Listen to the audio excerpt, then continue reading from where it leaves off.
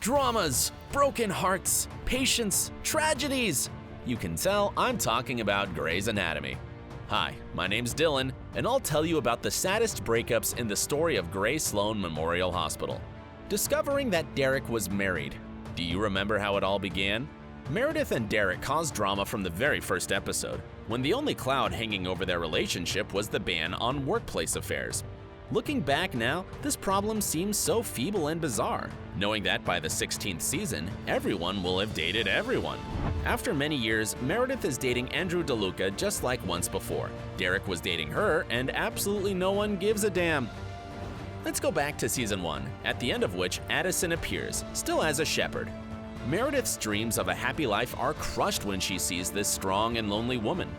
Ellen Pompeo and Patrick Dempsey did an incredible job playing lovers which were clueless about the big catastrophe that was approaching. And there's a reason for that.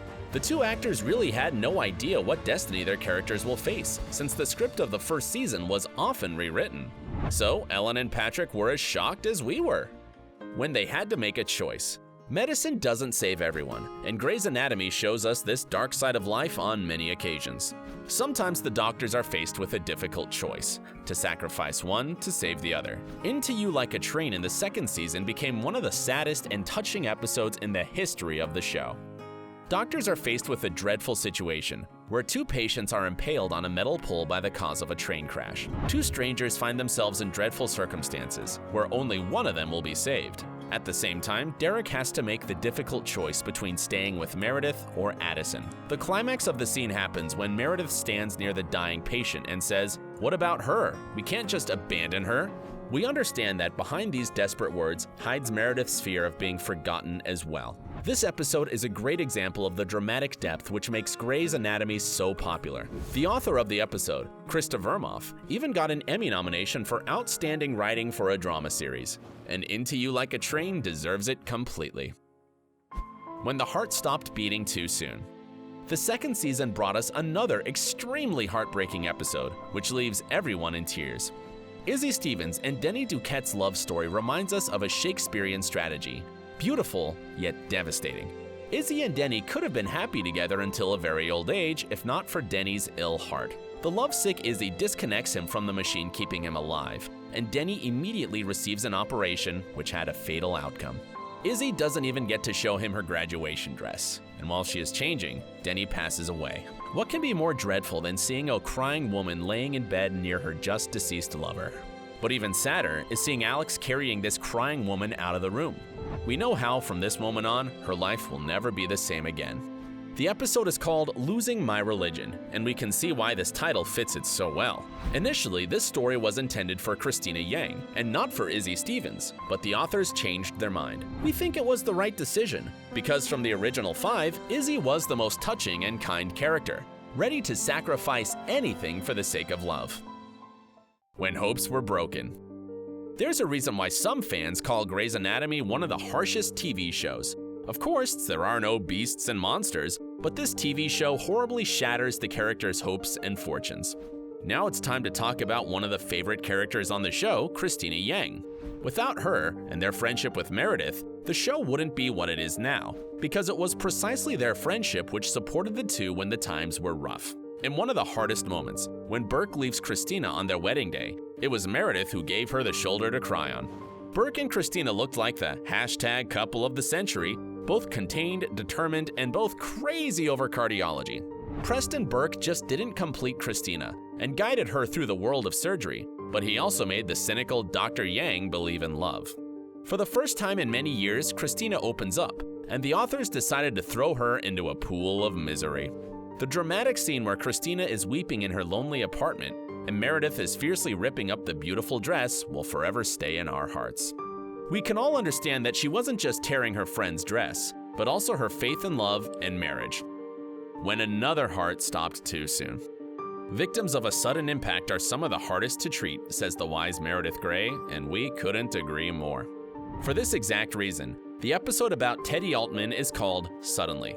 The story of Teddy and her husband Henry is incredibly similar to that of Izzie and Denny, but is at the same time very different. Dr. Altman marries her patient, who needs an operation but doesn't have insurance. Even though their story starts off on a formal note, The two quickly start having feelings for each other. Teddy, who suffers from unrequited love for Owen, needs someone who has mutual feelings for her. Henry is the one who pulls Altman out of the dark place, where she found herself stuck due to unrequited feelings, and becomes her savior. And suddenly, Cristina operates on Henry, but he doesn't survive.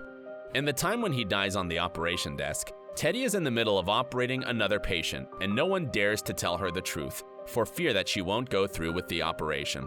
The moment she realizes that no one told her the truth about her husband's death is filled with so much pain and sorrow. Destiny itself seems to be telling Teddy that no one in the world will rid her of her feelings for Owen Hunt. When the plane crashed. Our list wouldn't be complete without another tragedy, due to which we lost 2 doctors. The finale of Season 8 of Grey's Anatomy became one of the most shocking and difficult ones. We all remember the long journey Meredith had to go through to accept Lexie as her sister. We also remember how long it took Lexie Grey and Mark Sloan to find happiness. Except the scriptwriters are not keen on happy endings. There are only a handful of characters who left the story on a happy note. Chyler Leigh and Eric Dane left the show being happy together, even if they met their end abruptly and tragically. Scenes where Mark is holding the dying Lexie's hand are some of the saddest on the show. When the plane with the 2 doctors crashed in the season's finale, we knew that Lexie didn't make it out alive, but we only found out about Mark half a year later. When the doctors are finally rescued, it seems that Sloan survives the catastrophe, and he almost comes back to normal in the hospital. But it was just a passing moment, since a couple of hours later, he falls back into a coma, and we understand that he will soon meet his end. Mark Sloan can't live in a world without Lexie Grey, the most romantic and tragic thing invented by the writers of Grey's Anatomy.